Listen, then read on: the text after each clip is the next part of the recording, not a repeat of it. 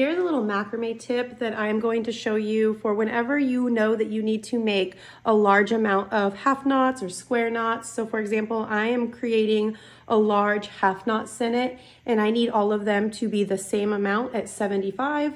And so as I'm doing this, I know that it's sometimes hard to just keep track of that number in your head. So when I get to 20 half knots, what I like to do is I will take one of these crochet stitch markers and I'm going to place it on the outside of my working cord. Just like that.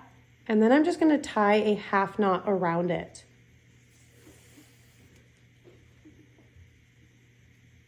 Just like that. So now I know that right above is 20 half knots and right below will start my next group of 20. And I'm just going to continue tying and I'll start over. I'll count from 1, that's 2.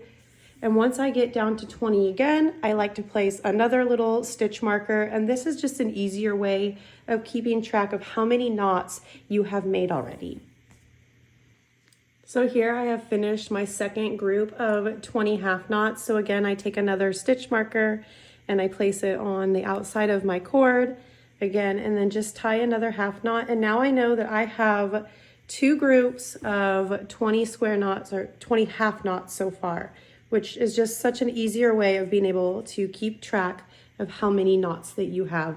If you have done macrame and have had to count several knots before, you know how easy it can be to get distracted, lose count of your knots, and have to try to count them again. And it is especially hard to try to count your spiral knots as they twist. So using stitch markers is one way that you can help keep track of your knots so much easier and how many you have made. This is what it finally looks like when I'm done and I know how many I have in between, and it is such an easy way to keep count of how many knots you have tied. So if you have a hard time trying to remember or you just lose track, stitch markers work amazing. If you don't have stitch markers, throw a piece of colored cord in there so you know exactly how many knots you have or how many groups.